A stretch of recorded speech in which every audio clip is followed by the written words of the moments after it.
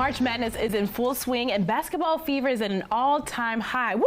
My head's already high. But with many hitting the courts, it's important to know the best ways to protect yourself from injury. And here with some tips on how we can do so is Yash Mehta, Doctor of Osteopathic Medicine at VSI, formerly known as the Virginia Spine Institute.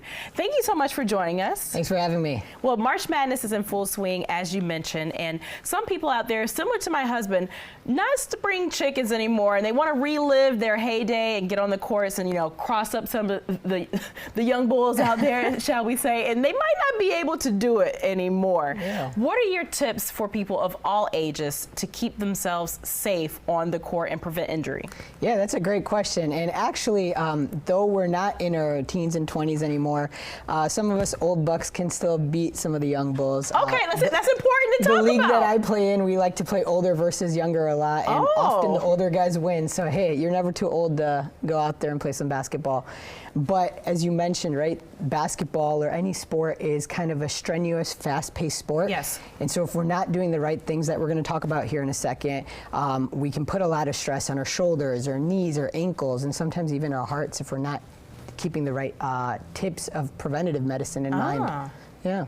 So tell us what we can do to prevent injury. I see a lot of people on the courts, and I don't know if it's for fashion or it's for, you know what, I'm aging and I need to make sure I protect the joints.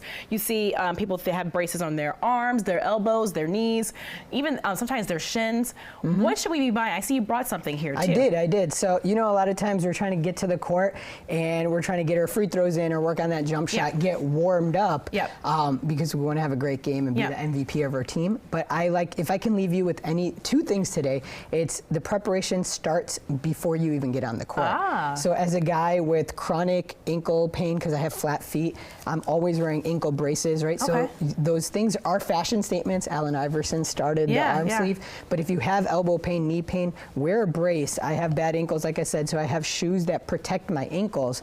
And then you want to make sure you're stretching for about 5 to 10 minutes before you get started, right? Often I see someone over on the side and they're like, oh, all right, bend over, touch my toes, that's the stretch. That's what I see on TV. We're always seeing them warm up in the games. We're not seeing the stretching they're doing beforehand. So 5 to 10 minutes of dynamic stretching really gets the blood flow going and prevents some of these, you know, these muscle injuries and injuries you can happen because the muscles are not warmed up properly. Very smart. So warming up is essential, and you're saying 5 to 10 minutes of warm up. Now that we're talking about time, we're not NBA players. And if you are lucky enough to be an NBA player, congratulations, you're invited to live in local team. Yes, you're a minority amongst us. Let's call them and ask to borrow some money.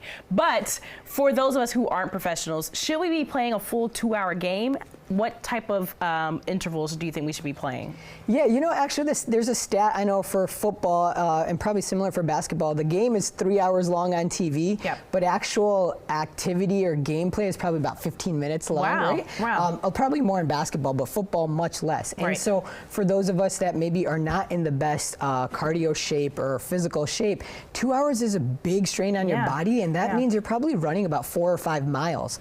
And so what we do in our leagues, we play Monday nights, is we split it up into 9 or 10 minute games.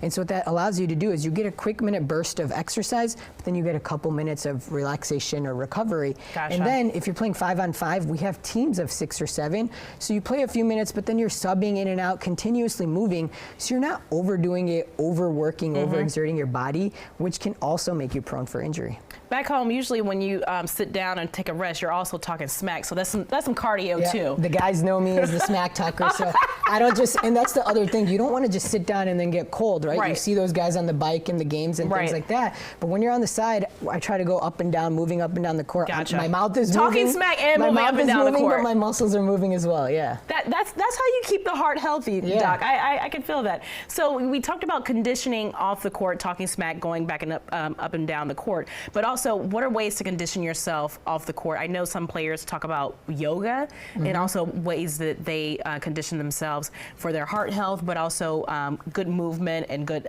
keeping their bodies limber. Yeah, I think you beat me to the surprise element there, but that was great.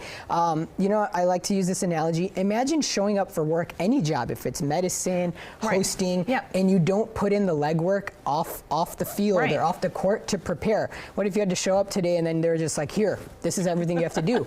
we kind of wouldn't really be good at that, right? And so a sport is fun, but it's the same thing. If you're not conditioning your body, doing strength workout, doing cardio, not getting your heart ready, then when you show up there, it doesn't matter how good your shot is. If you can't last 5 minutes, what's the point?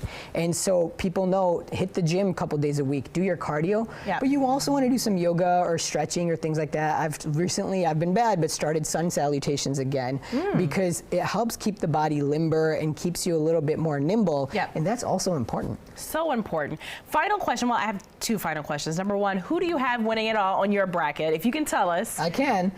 So unfortunately, my alma mater, St. Louis University, is not in the tournament this year. But as a Chicagoland native, I'm going to have to go with University of Illinois. Long shot, but let's see. Let's see. Fingers crossed. It's a matter of the heart, I guess. Fingers crossed. And final question, how can people get in contact with you if they want to make sure they are laced up and ready to go on the court? Yeah, so obviously listen to your body, take breaks when you need to, hydrate, stretch. Those are things we talked about. But if you're having an injury that's lingering and you don't know, hey, is this a little bit more serious or not? I think our contact's on there, vsispine.com. Don't hesitate to schedule a consultation. Come see us and we can help you get back to your life. I love it. I love it. Well, we'll see you on the court, hooping and also talking smack on the sidelines. I'll be watching out for you, Doc. Yes. Cannot wait. Thank you again for joining us. Thanks for having me.